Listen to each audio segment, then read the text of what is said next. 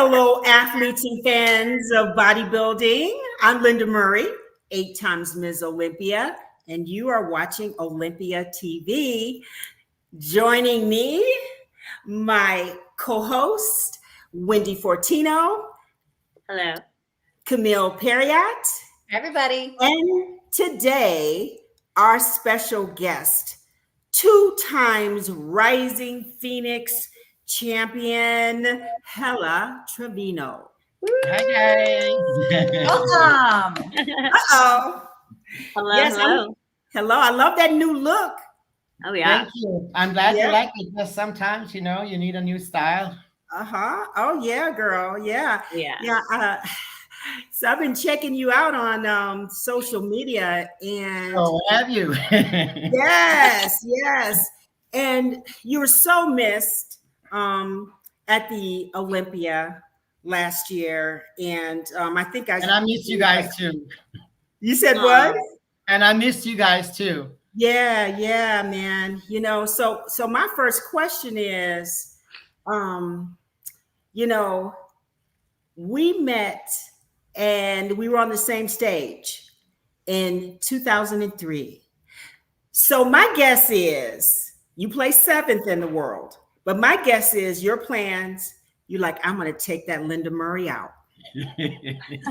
So my question is, in Las Vegas, how are you? What's your plan on taking that, dethroning 4 times Miss Olympia, Andrea Shaw?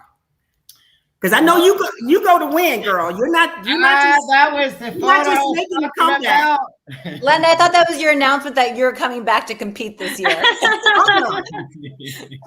Look at that. Look at you guys. Wow. Oh, that's an awesome photo. That was exactly the photo I was talking about before. That's a great photo. That's a very cherished photo of mine, because you got to remember, me, like growing up in the sport, you were my idol. You were my role model. You were Miss Olympia, and I was just a rookie coming up. I did my first Olympia when you won your, I don't know, in 2003, how many you already won at that time. That was actually my official 8th. That was the last. So that was the last one. Well, that was the last one I won, and in 2004, I placed 2nd to Iris Kyle. Yeah. But when I, thinking about this interview, and I saw that picture, and I was like, because I'm thinking about you. I know you're fierce, and you're not going to step on the stage. I've never seen you not in shape. You're always in shape. You always bring it every single time. You're consistent. So when I looked at that picture, I thought, knowing her, she was like, oh yeah, I'm taking that title. So I'm really right? fast. Is Chris Bumstead rookie really rookie or not? Is this Chris Bumstead really on our live right now? Is this the Chris Bumstead? If it so, says hey Chris, what's up, C-Bum? Yeah, hey Chris. You at the O. Yeah, Chris and I are like friends. All right. Yes. And it probably is the real Chris Bumstead. Yes, Chris. Sorry, I had a moment. So Helle, tell us about your plan, because I know there's a plan.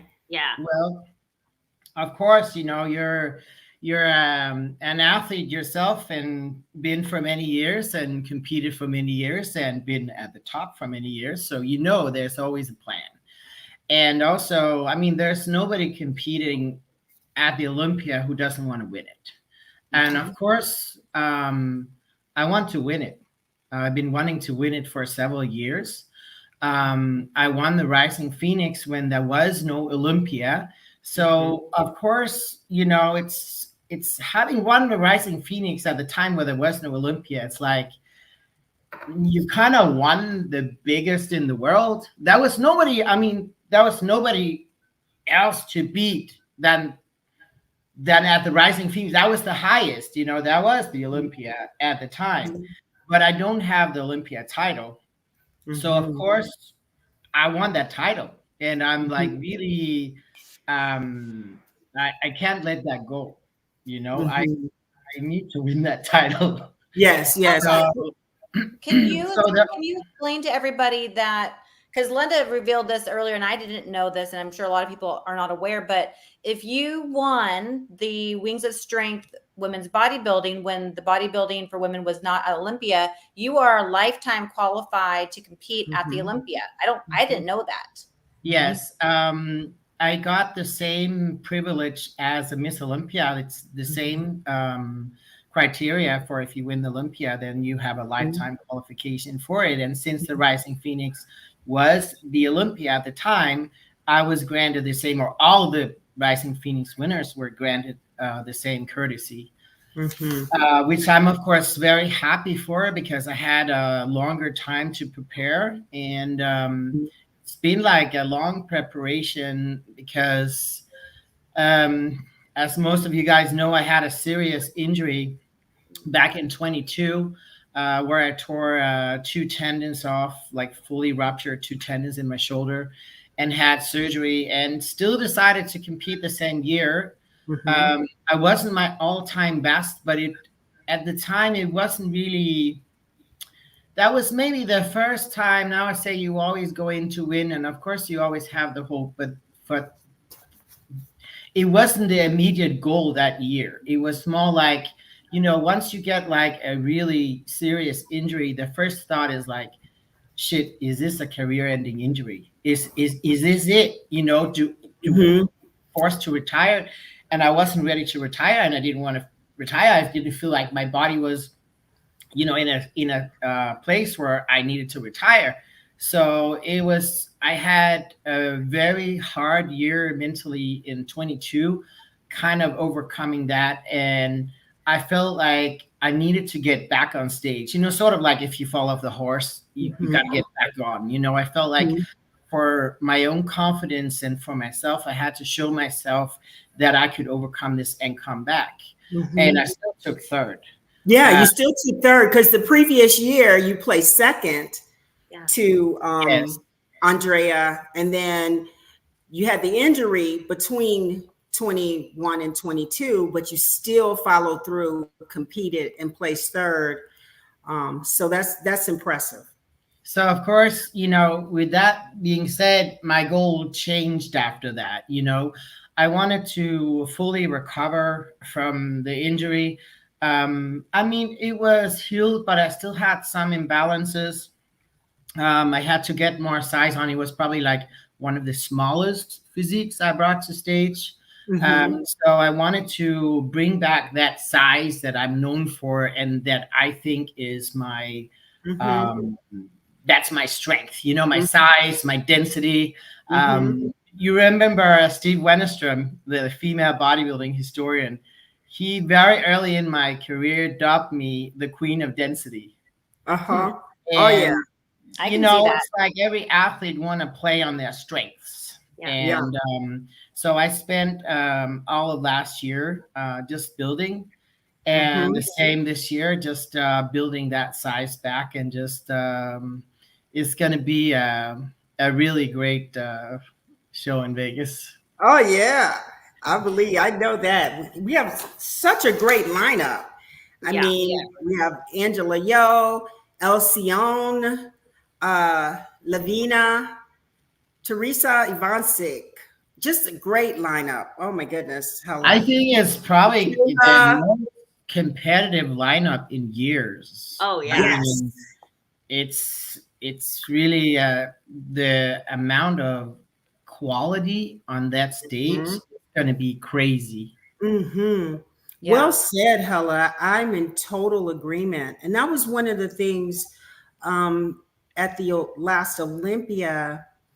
That was the first year you were not on the stage, and it was different, and I did make that comment during the commentating, because it's like, it shows. And I believe that was the first year that you and also Margie Martin, first year, and so women that bring that size, complete package that, so it was. I mean, I'm going to be back with a size, that's for sure. I mean, right now, what are we, about 8 weeks out almost? Mm-hmm. And I'm like sitting at 190 pounds. So okay, I'm gonna bring some size to that stage. What do you normally compete at? I'll say around 170. Wow. Yeah. So tell us what I competed in the bikini. Wendy competes in the figure. What that seems like for 8 weeks, 30 pounds to get to your stage weight. What do you do to do that? Well, my stage weight is not going to be 170. It's going to be maybe 10 pounds higher. So, we'll see. I mean, I'm not too concerned about the weight. It's more like I go by the look. But I can see already from the look that I have now that I've built good size, and I'm definitely going to bring that size and density to the stage. But it's just, I mean, with any thing you want to achieve, like any, it's consistency. I'm a very good dieter. I love the process. I'm already like, we're 8 weeks out, and I'm like, I wish we had more time because I'm really enjoying the process. And every week I progress. Like every week I'm better. And I love seeing that. And I'm like, damn, it's going to be over soon. It goes quick. I know. I feel the same way too. Like I go, God, like I look forward to the Olympia so much. And then like, as soon as the Olympia is over, it's like, that's the first day. Well, not that you have to worry about this, but that's the first day that you start thinking about having to qualify for the next one, or like, like now, oh my gosh, like this peak. So with that said, okay, aside from that, I just injected my own little personal thought there. I want to know, I'm looking here at, this was the last time you were on the Olympia stage. Okay. And I'm just wondering, what do you feel like are your strengths versus like, if you're standing next to Andrea Shaw and Angela Yo, who are, the top two in everyone's eyes right now, let's say you're on that stage, where do you feel like you're really standing out from them, and also what your weaknesses maybe are? I think for my strength, it's my size. Now, from that picture there, that was from my last Olympia. That was even like my small version of myself. I bring like the full package. I have a lot of size and I have a lot of density. I've trained for a very long time. I started training when I was around 15, 16. So we're talking about 30 something. Oh yeah. So what I have that very few other athletes have is that muscle maturity. I have a lot of striations, a lot of cross striations and details in my physique. My muscle is very good because it's mature. Yeah, look at your back. Your lower back too. Yeah. Definitely. I think my symmetry is also a big strength. I actually went to a show. By the way, I live in Brazil now. I moved to Brazil and I went to a competition here, a muscle contest, and had Tamer have a look at me just to get some feedback and what he thought and time frame and stuff. And he was really impressed with my symmetry. And I think throughout my career, that's what I've been hearing a lot, that the first thing they say, you're so balanced, you're balanced. Upper body, you're right. Yeah. To my weaknesses, I'll say my waist has been my weakness, because also I'm someone like, I like to lift heavy. And with that, also the pounds come. You don't build muscle by doing a little like cable exercise. I like to deadlift. I like to squat heavy. I was just in the gym today and I rack lifted. I had 4 45s on each side. What's that? Plus the bar. That's a lot. Easy. Yeah. I'm very strong and I love to lift heavy.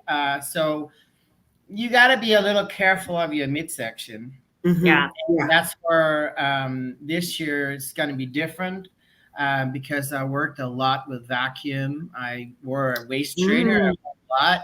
And also for the heavy lifts, I only do them sometimes. You know, I restricted myself. So today I did rack lift, but it's probably like a month ago since I did it last time. So I have been restricted from free bar movements that can fit in the waist. So I mostly train on machines. And just, once in a while, I get to have some fun. We actually just got a great question from somebody in the audience asking about that. Wendy, maybe you can bring that question up, and Helle, you can answer it. So, good evening. Is Smith squats the best alternative to barbell squats if I don't want to put on muscle in my waist? I'm trying to have as thin of a waist as possible. Yes, is the answer. That's exactly what I've been doing. So, okay, today I did a free barbell rack lift. It was purely for fun. And like I said, I haven't done it in maybe like a month or maybe 6 weeks ago since I did it last time. In my entire prep, I think I did it 3 times, like this year. But usually I go to like Smith machine. I always do squats on the Smith machine. I never do it free anymore. And I'll do a deadlift or a rack lift on the Smith. I use squat machines, hack squats. So yeah, definitely Smith machine is my go-to for many things because it takes that stabilization out of it. And every time you want to stabilize, you use your obliques. So I've been really, really careful about choosing the right exercises and just working with stomach control, breathing exercises. Do you use a weight belt when you train? Always, because I don't want to stabilize too much. So my philosophy is like, if you want to train your core, it's good to have a strong core, right? It will protect your back, everything, but then train your core. Don't use a squat or a deadlift to get a strong core because you're gonna add some muscle there. And it's cool if you're a power lifter or CrossFit or something, but us bodybuilders, I'll say anything that can stabilize you, like a belt or a machine, you won't use your waist so much for stabilization. And then by all means, go train your core. Like you do stability ball exercises, do your planks, stuff like that. I do that as well. So it's not, like I have a weak core, but you separate. Well, we talk about this all the time because we're talking about like a sport that's like basically a walking work of art. You're creating something. You're not necessarily trying to be functional. Performance sports like running and baseball and, where you have to use functional muscle groups, having a thick waist is actually beneficial because if you're trying to rotate your waist, you want thick obliques. If you want to do CrossFit and you want to perform, the aesthetics of your physique is your secondary. It's not a priority for you. When you're trying to prioritize the look of your physique, you may not be able to run as fast, jump as far, or be as powerful, but you're going to look damn good on that stage. And here's another right. I see another great question. The one from D Dash. And Helle, she says, what do you think of Ashley Jones? She seems to be structurally close to Andrea, but not as muscular as you. I think she's a great athlete. Like I was really blown away when I saw her at the New York Pro. Amazing athletes. I mean, came out of nowhere. And I don't know if you saw her before and after photos, but she transitioned from figure, then to physique, and then to bodybuilding. And it was like, damn, she put on so much muscle. It was very impressive. So she's got to be definitely interesting to have on that Olympia stage. And that's what we're talking about in the beginning. It's going to be such a competitive year because, you have, top 3 from last year, Andrea Shaw and Alcyone. You got Lavinia. So Alcyone and Lavinia is actually here from Brazil. I trained with Lavinia already. And Alcyone, we're going to set something up. So we are befriending each other here. And it's fun. We have good camaraderie.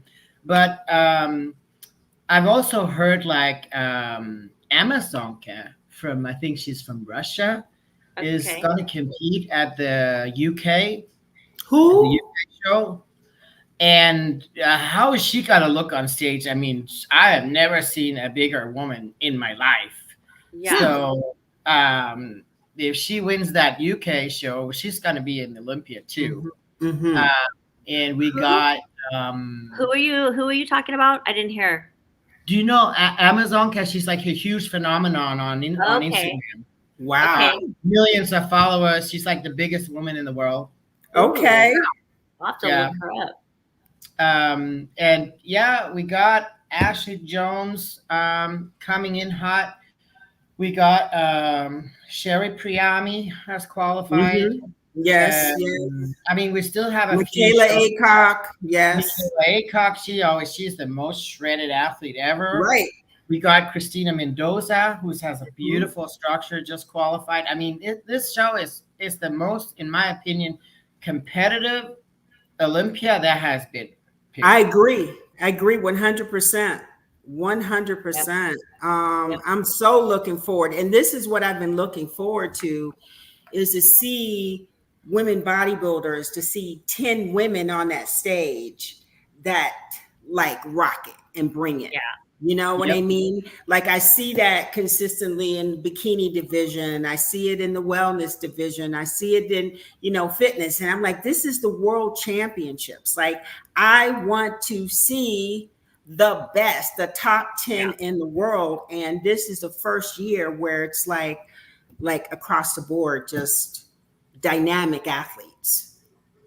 Everyone is great. Everyone that's qualified has bringing a lot to the table. Mm-hmm. You know what else I noticed, like right now, even just in our conversation, Helle, is there's nothing like being wise. There's nothing like the maturity that comes with age and with experience. You turned pro in 1998. You and I competed together on the same stage in 2003. And this is now 2024, and you're competing in this upcoming Olympia. And the thing that you can have all these great physiques, right? But with experience, and like you said, you're training with some of these athletes, you're here calm, cool, and collective. You're not throwing anybody under the bus because you know who you are and you know what you bring. And the thing I see in you is that you always train hard. You always bring that level of muscularity. You're always conditioned. Like I've not seen you on stage and not bring that. So with all these beautiful structures, and that at the end of the day, like somebody's going to leave that window that open. You know what I mean? So yeah, that experience that you have, but I hear it in you. I see a different Helle, even when I saw you with the new hairstyle, I'm like, oh, I see a different Helle. Like just, It's really nice. Like you said, like what comes with age and maturity is just like this calm, this peace, you know who you are, what you bring to the table, what you want. And, you're not in competition with anyone. Like you're in a competition with yourself, because you want to beat your former self. You want to beat your last look. You want to bring up that body part. But that's it, like I look at photos from myself from week to week or videos, and I'm like, how's it developing? And I'm really like a true artist by heart. Like I really use these videos and photos a lot and look and I change my training accordingly to how my physique changes. And whatever I bring up and like, oh, now I got to go a little bit more on the rear delt. And okay, I brought the front delt up. Now I shouldn't get more on the front delt because it's going to be overpowering, And I think it's so interesting and I just love what I do. And I'm like, I think the most important thing is you gotta enjoy what you do, and that's why I've been in sport for so many years. Because I don't get discouraged if I lose or if I don't get my way or whatever. I mean, it's a sport, and everybody's training hard and bringing their best, and sometimes I've been the best, and sometimes I wasn't the best, and that's just the game. And my goal is just really like for myself. I want to bring my best to the Olympia stage in October. I mean, I don't know how it's going to look like yet, because I'm not there yet. But, it's the indications of the direction we are going. I really like it. I'm working with a new coach who's very, very good. I have a lot of faith in him. He has 15 athletes at the Olympia. He is really a top coach. He has William Bonac. He has Nathan Diaz. He's got, a lot of good names, and he brings people in shredded. So, can I ask you a question? Because this is actually something that you could speak to that is very unique to you and your journey, which is, this is something that keeps a lot of athletes from lasting a long time, which is the ability to keep your mind strong in the face of those wins and losses, because it's a roller coaster, right? To get to where you're at, the level that you're at, to be a world champion two times and see those peaks and valleys, what do you think you attribute your ability to keep your mind like on the straight and narrow when you're dealing with those peaks and valleys? Because it's not just the losses, but it's also the injuries, and it's the the setbacks and stuff like that, It's working with yourself. It's doing the work. You have to do the inner work. Like if you only work on your physique, your lifelong, you're gonna fail. Like you have to do the inner work. Like meaning you have to confront everything, confront your fears, confront like what am I not good at? How am I gonna make that better? And I'm not talking about you have a bad bicep. I'm talking about I'm maybe not good at say taking rejection, or I'm not good at losing. I'm not good at say if I get an injury to overcome that. And then you got to work with yourself, and maybe you have to find a life coach, a mentor, a psychologist, whoever can help you build that strong mindset. I'm actually a life coach myself, so I help athletes achieve that strong mindset. So I work with it a lot with others, but I use it for myself also all the time. And it's not something you just use in bodybuilding. It's something you use in life. It's like life is like, it's like this all the time. It's not like, it's not even, it's like, you're up, sometimes you're down. And I always say, well, when I'm down, I'm at the end of the hill. So there's another hill that's got to go up, and it can only go up from here, Yeah. That's a great way to look at it. Yeah. So, I like that. You just gotta, I think the sooner you accept that life is challenging, life is just, it's hilly. Yeah. And that's the interesting part in life, because if it was like this, like a choo-choo train, how interesting would that be? And you wouldn't get strong. I've come to a place in my life, like I appreciate no matter like how tedious things are, and I hate whatever, bad shit comes at you. But I have found a place in myself where I also appreciate it, where I'm like, okay, I'm overcome this. Like I think I've just taught myself this resilience that I'm like, I will overcome this. I believe in myself. And that's number one. Believe in yourself and have self-love, that you're like, I can do that. I believe I have the ability, and I'm going to show them, or I'm going to show whatever that I'm going to get through this, or you show yourself. you know? Yeah. Real good example of that, Helle, is the fact that when in 2015, when they decided that there would not be an Olympia from 2015 to 2019, tell us about the challenge that you faced prior to that and still staying strong and firm on I'm a female bodybuilder. I'm not going to shift gears. I'm not going to try to be women's physique. I'm not going to throw in the towel, because you're during that period of time, the ladies that competed, you, Alina Popa, Margie Martin, you ladies, you were the glue that held women's bodybuilding together so that we could get to the 2020 Olympia and reemerge. So tell us about those challenges.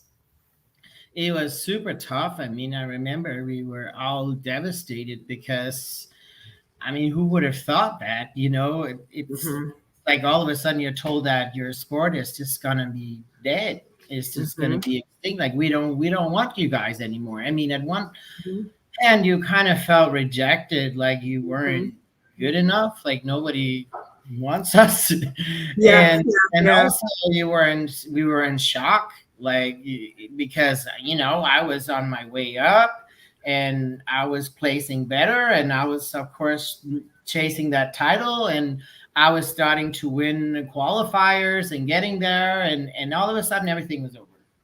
All your dreams, like I've been dreaming of becoming Miss Olympia since I was 17 years old, and that was just gone. It would never happen. So in the beginning, before Jake Wood came in and Wings of Strength and all that, it was just a big empty hole, and some women retired, some women went to physique, and I was like, first of all, I love training. I love training more than the stage. I mean, the stage, I love to showcase my work, but if there's no work, there's nothing to showcase. I really enjoy, like I said before, the process. I love to challenge myself and get better. And, I write down all my lifts in the gym and try to challenge my lifts the next week. And I'm just like competitive like that. And I find a lot of joy in that. And I think that's why I have such longevity in the sport, because I truly love what I do. And I was just like, I'm a bodybuilder and I love my size. I was big then too. And I'm like, I'm not going to downsize to physique. Like, what? Throw away like maybe 30 pounds of muscle? Are you crazy? How many competitors from women's bodybuilding did transfer into women's physique during that time period? A lot. Because it was really like, the choice was either you just don't compete or you go to women's physique. And a lot of people, they of course still, I mean, I don't blame them. They had the dream of becoming Miss Olympia, and they liked to compete and wanted to compete. And I totally understand that. For me, I was just like, I love my size. I don't want to get rid of it. Like, and honestly, I will say also, I'm a person of faith, and I had faith. I was like, something's gonna happen. It's like, I couldn't believe that it was over. I was like, it can't be. Like, bodybuilding is the foundation of every division today, and I was just like, something will happen. Maybe not now, but it's some people are gonna come in and wanna do something. And I had that faith, and it happened. So. Yeah. I just had a kind of a interesting thought, and it might be an unpopular opinion, but I competed in bikini during the time when women's bodybuilding was not competing at the Olympia. Wendy, you competed in figure, obviously. And during that time, I remember seeing all of a sudden a lot of really strong women entering some of the other divisions, not bikini, but maybe women's physique, maybe even would have a trickle down effect. But, during that time also, I mean, granted, there's a, evolution of our physiques in the sport, but I wonder if that, having the women's bodybuilding removed from Olympia and maybe pushing some women to enter other divisions also contributed to the fact that our classes and our body sizes are so much larger now. I think so. I think it's a good point, actually. I have never thought about that, but it pushed a lot of people to go somewhere, and then it made all those classes kind of like scramble a little bit. Right.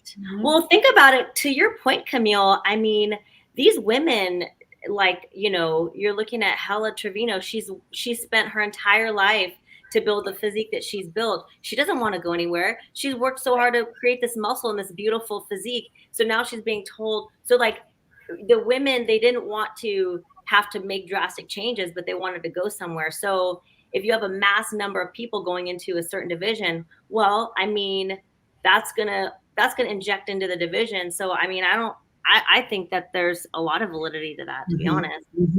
I mean, for sure that was an influence. I mean, I remember there was a lot of the bodybuilders, they didn't do well. You know, they didn't do well the first few years. Because if you remember, physique was actually really bad in the beginning. It was like, as bodybuilders, we looked at it and we were like, they're kind of small and soft, like it's, you know, like the very first. Not anymore. It was just like flabby, you know. And we were like, you know, okay. So I'm sure like the bodybuilders coming in, like the first few years, many they just got judged down for the size because physique was in a completely different place than it is today. So I'm sure that I mean, everything has an effect, and I'm sure that bringing all that size into physique, that it also kind of you know, made the division different, you know, more muscular, and it went more muscular and a lot more ripped. I mean, sometimes you see physique that are more ripped than bodybuilding. So it's really developed a lot. Which is normal, you know, every sport develops. And I do believe though that with women we have more pressure and just mentally when they started moving us around and, you know, eliminating women's bodybuilding and trying to say what they think women's physique should be, or figure you're too muscular, like women can adapt, like they try to adapt, because I don't know. I know for me, the way I lost the Olympia, because when I won the Olympia, if you look at my first photos, I was very muscular. I trained hard. I was focused. And then when I won the Olympia, then I started to have this pressure on me about this femininity. You know, I want to be on the cover. I want to be in the magazine. I'm the representative. Look at this person. And I'm playing this game a little bit, not really understanding what I was doing. And then along comes Kim Shizevsky, who's training like I used to train in 1991 and 92. And I couldn't catch her, you know, because I was playing that game. So I do feel that in what you're saying, some of the female bodybuilders that tried to go into women's physique, then they were like not like really less impressive version of themselves. Totally. Yeah, I get that. It's just once you have the thickness, it's really hard to get rid of thickness. You know, if you see the women's physique, they're like women's bodybuilders, but without the thickness. You know, they got the shapes and everything, but they don't got that super thick, dense muscle, and that's that distinguishes the two categories. But once you have it, like I don't know if I could get rid of it if I wanted to. I see that in like other divisions too. Actually, I see girls who they have a lot more development in their lower body than what they're looking for in the bikini division, but they're just so hell bent on wanting to be in bikini. And so they go on stage and they're like a less impressive version of what they could be, trying to pare down the muscle that they have on their body. But then when they don't fight their genetics so hard and they train the way their body wants to train, then it's like the full bore version of them is like the full muscle bellies, you know, dense muscle, and it looks like pretty, right? And if you try to downsize muscle that your body wants to have, it just looks like a less impressive version of yourself. But I mean, honestly, it happens in every category. I mean, now I'm a coach myself, and I heard like physique athletes tell me, say, I don't want to be a bodybuilder. Like I want to stay in physique. Like they don't want to, I mean, there's still like that stigma. There's this stigma, there's this shit society, that it's like us women, it was always like we always have to fit in a box, like you tried to fit in, you had to look feminine, you had to get the magazine's covers. We're always told how to look. Oh, then you're not feminine enough. Then you don't got a smaller waist enough. Then your hair ain't right. Then I've had a judge once who said to me, I shouldn't wear red lipstick anymore. I mean, really, the guys, they don't deal with that. Your lipstick was wrong. You shouldn't wear red lipstick. I mean, seriously, we're always being judged as women, how sexy we are and how good we're looking and how beautiful. And, it's like sometimes it's exhausting and it's like, oh, it's still like this, like, ooh, don't have too much muscle, and women want to look good. They want to be accepted. They don't want to have too many struggles. Like if you come, I mean, honestly, if you walk around, this off season, I was like 210 walking around in the summer with a little short on. People stare at you like a lot. How tall are you? How tall are you? I don't mind, I'm like, hey, I built this. That's right. That's badass. You own it. Badass. That's badass. Yeah. This is also, Linda, this is something that comes with age, that you fucking own it. When I was younger, I was also more insecure and, oh, they said something bad, or, they thought I was a man, or, like I would get really hurt and heartbroken about it. Now I'm like, I don't give a shit. Like, I don't care about your opinion.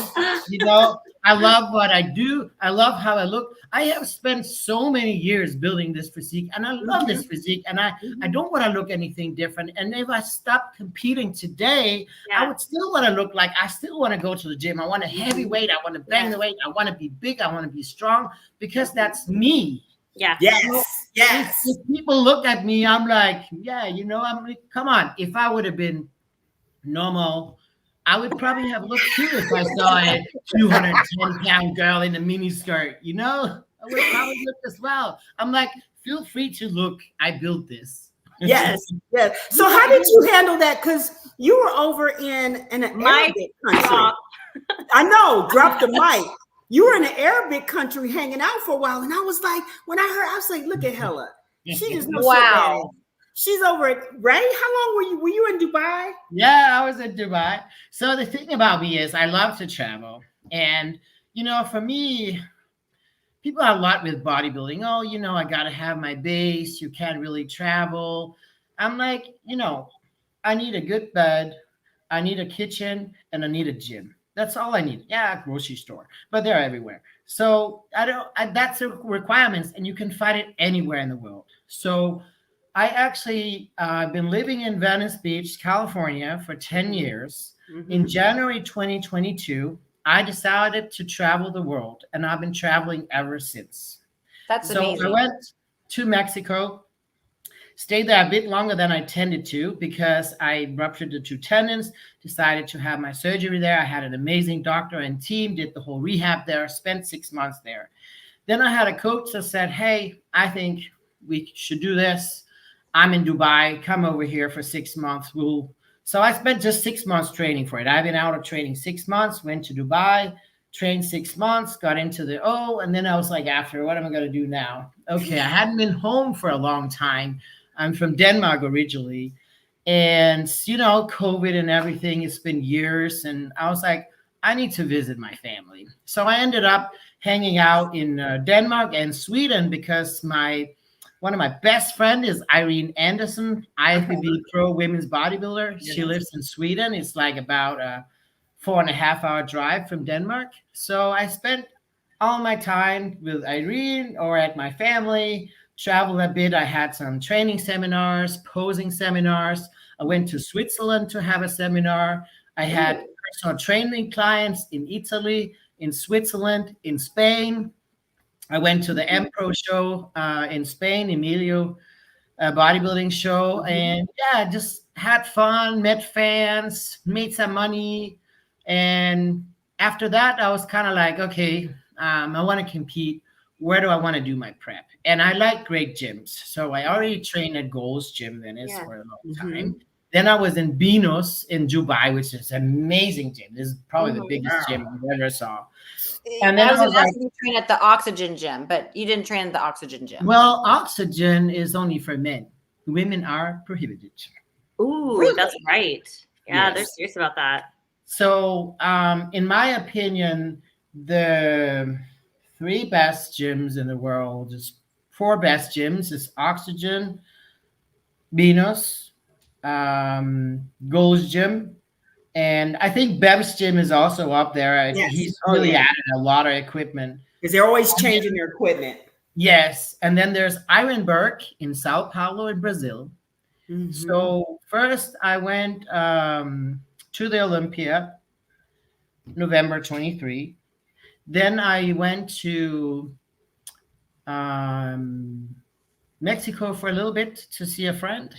And then I went to Colombia to have a full body stem cell treatment. All my joints, everything where I had pains, got stem cells for $41,000. Really? Yes. So I have invested this year. Yeah. I saw the cupping. So you're doing all the treatments. I mean, Brazil is also, it's an amazing bodybuilding country. So after Colombia, I went to Brazil to do my prep here. They love bodybuilding, and they do all the great treatments, the cupping, the deep tissue. I've learned a lot with the stomach control we were talking about. I had a wellness girl teach me some vacuums and some stomach That techniques. poor girl, she's so tiny trying to get into your muscles. She's like, oh no. They had some work with me. So yeah, just been traveling a bit around here in Brazil. Also trained at many different gyms. Went to Tamal Gindy's show. I also went. He has a huge gym, Muscle World, which is also among the best gyms in the world. Just opened actually for a few months ago. Huge gym. Unfortunately, it's an hour drive away. I'm 1.5 hour drive away from me, so it's a little far. So I train in the gym that's called Ironberg, which is fully equipped with Panada equipment. Yes, I love Panada. Ooh, yes, Panada. That's my favorite. Panada is like a Maserati. The Maserati. Yeah, it's like the Lambo. The Lamborghini of equipment. It's just amazing, and they buy equipment all the time. Like last week, they said, "Oh yeah, we just bought 42 Panada machines," so they put all that into the gym. So there's it's huge. Like they got hundreds of Panada machines. So you're living your best life. I'm living my best life. I'm traveling. I'm training. I'm experiencing Brazil now, and for the past 3 years I've been traveling and just enjoying. Really fast, Tina Carlson. I don't know. I personally wouldn't want the Olympia in Dubai. That's just my personal. I don't know. Maybe a lot of other people want it in Dubai, but I'm not sure about the female divisions in Dubai. I think they would. What was that show, Helle? They just had Dubai Pro. Dubai Pro. Dubai. We don't have any women there. There's no women shows. I think nothing I've heard of. Maybe they have some. I think they have actually. Now I think about it, I went to this the Dubai Expo they have every year, and I saw they had some kind of bikini division there, but it's very little, and it's really just on bikini. The men over in Dubai versus the men in the US and people in general, as far as responding to your level of muscularity, did you feel Like, because in my head, I'm thinking, oh my goodness, I need to be covered up. Like, if they see a muscle, they're gonna like go after me and kill me or something. Well, you know what I mean? I don't know what I'm way off. How you accepted there? Well, actually, it wasn't as crazy as I had expected. You know, it was very, if you looked at it like walking down the street, it was very Western, you know, like girls would wear little mini outfits, and it wasn't like you'd see some covered up in a burqa or something. Of course, there will be some that are very religious, but the majority of people, they're not from Dubai. Like, Dubai is like people are from everywhere else. Yeah. I think the gym that I trained at, maybe it was like, I think 60-70% of the people were from somewhere else, and maybe like only this is a destination. Maybe 40% were Arabs, you know. But I mean, that being said, Dubai wasn't really for me because, I mean, as a woman, I want to be respected, and I want to be, I want to have equal rights as a man because we are humans. And I don't see that there's a difference if you're women or man, what kind of rights you have or what kind of amenities that are presented. And just that there are gyms that you cannot enter because you're a woman, or, you know, there's no shows there for women because women shouldn't be seen without clothes or whatever. For me, it's too restricted, and it doesn't. I mean, man, if I should date, I just couldn't date an Arab that would put me in a burqa and tell me what to do because I'm so independent. I'm like, who the fuck are you to tell me I should do this? You know, I'm like, it's not gonna work. Agree. I agree. I have to be single forever. So I found out Dubai wasn't really my cup of tea. I feel you. Now you're in Brazil. Now I'm in Brazil, and they're totally different. You know, they're very open. They're, I mean, the best booties in the world. You see on the street is like gay people holding each other's hands or hugging or kissing, or that's something like is a little boo-boo in the United States that you don't really see. Where I think it's great that people can be themselves and they can just be free, you know, and it's like they love bodybuilding. They love muscle. I haven't had one bad incident since I've been here. And I've been here now, April, May, June, July. I'm going to be here August. And then I'm going to fly to the States to get ready. But yeah, Brazil is, they're very open-minded, very cool, very friendly. It's like, you go into the gym and everybody says hello, they smiles and good vibes. And if they catch a conversation with you and they know that you're not from there, they're like, oh, but if you need help with anything, here's my Instagram or WhatsApp number, or, you know, anytime you need something or you ask for direction, they'll be like, oh, it's here around the corner. Come on, I'll follow you there. You know, that, I mean, it's such a great thing. That actually made me think of something. I was just thinking, you know, because me personally, I mean, after I've been training for a lot of years too, and vibes are really important to me. I feel like when you go into an environment where you feel welcomed and you feel warm and, you know, you feel like the environment embraces you, for me, I go looking for that. Like when I want to train at a gym or whatever, the vibe of the gym makes such a big difference. And if I don't feel the vibes, what about you, Helle? Do you like, as you've gone through your journey, is that something that you feel is important also? Very much so. I mean, I'm an empath. Like I feel energy. Like when I walk into the room, I can feel energy. I feel people's energy. So for me, it's very important that I'm in a good environment because it drains me if there's too much negativity. And it's just vital to my well-being, you know. Just I think it's draining. Negativity is super draining. And this has actually been one of my best preps because of course it's like everything flows, you know, like my body is really responding, the diet is going so well. I'm not even doing cardio and I'm losing weight and I'm out 8 weeks out. I've never tried that in my life. But you know, just being in this environment of like when you walk into the gym, everyone says good morning. Everyone smiles at you. If you ask, how many sets you got left, they're like, oh, you want to work in? It's not like you have to ask to work in and then be like, you get some kind of attitude, like, Hey, hey, Helle, we have Tarek here joining us. Hi, Tarek. How are you? Hey, Tarek. I love the conversation right now too. It's like, yeah, I know he's digging it. He loves the spice. We know he loves people adding the spice.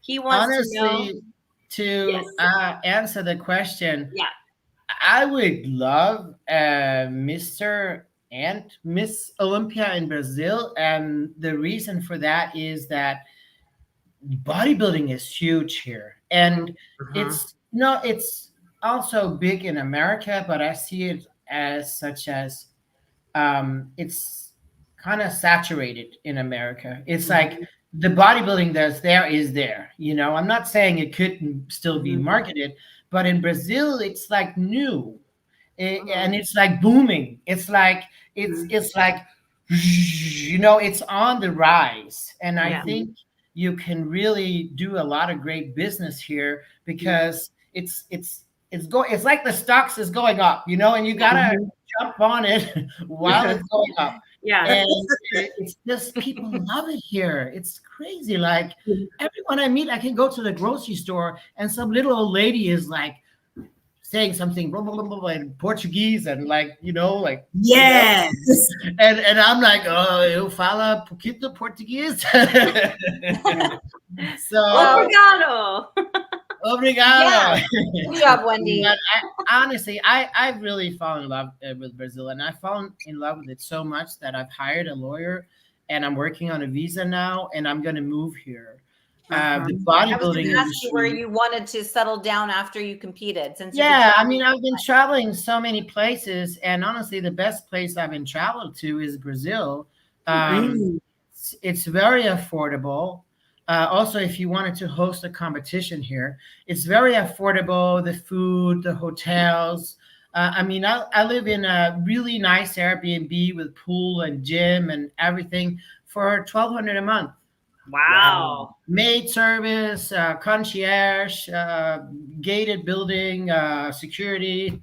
And it's like groceries are like half of in the States. Yeah. So, I think with the whole it's not the prices are not so crazy. Like that's one of the reasons why I left Venice. Like, okay, California is also very right, but Venice, expensive. oh yeah. But after COVID and the inflation, like everything got so expensive, and I found myself having not a good lifestyle. It's like my money was just gone on bills. Yes, and then in Brazil, everything's half price, and it's always great weather.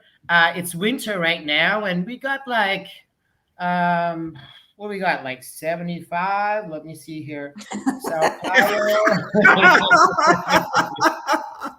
Sao Paulo. What can we brag with? This week it's going to be around between like 70 and 80 degrees, and it's winter. And it's in the summer, it doesn't even get crazy like Dubai, it was like crazy hot. It was like 130 degrees. And then Brazilians have proven that they love to work out, because I have never in my life seen so many beautiful rear ends. Like, they're dominating every division. I'm like, I've been training all my life. I'm like, what is in the water? Jeez. It's crazy. I mean, I'm not into women, but I found myself looking at a lot of ass here. That should be our report for this episode. Just admiring, it's like everybody got this wellness ass, and I'm like, man, how they got their ass like that? I gotta peep on her exercises or something.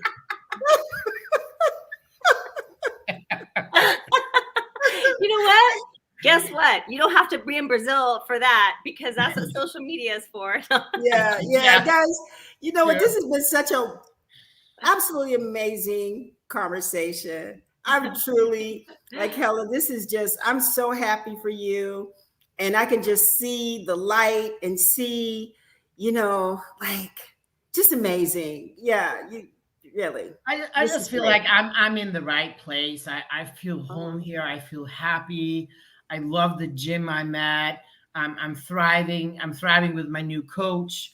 And taking the year off did me really well. I spent quality time with my family. I ate some good foods. Yeah. And you got to think about, when I took the year break, I had been competing 12 years consecutively. Yeah. And I'm sure you as competitors had experienced years where you just felt like burned out. Yeah. And I felt burned out, even though I love the sport, I just felt like after the injury and overcoming and trying to make it to the stage, despite everything, having to work 24/7 with mobility and not, it was just a lot like that year was hard for me. Like I said, mentally, it really drained me to having to look at my body that I just looked like shit after the surgery, and just having like pulling myself up and saying, I'm gonna be good. I'm gonna get better. I will get there. I won't embarrass myself on the Olympia. right. It required a lot, and I was exhausted. And you've already won. You've already won. You have. You've already won already. Yeah. Truly. That was many moments I didn't think I could do it. And I actually postponed signing the contract. I asked several times if I could get extension on it because I wasn't sure if I was going to get ready. So I think I signed it like when they pushed me and said, now you have to sign, like now. It was maybe 3 weeks before the Olympia. And I was like, okay, I'm going to do it. But the year off just really invigorated me. I feel like a different person, not different, but better. Yes. A different perspective on life. Yeah. Well, guys, we've spent an hour. This has been a great conversation, Helle. Thank you. That hour just flew. Yeah, it just flew by. Thank you for just sharing who you are and where you're going. And I know all of us look forward to seeing you in Vegas. Congratulations, as Wendy said, you have already won. Yeah. Thank you. And with that, let's say goodbye, guys. Bye, guys. Bye.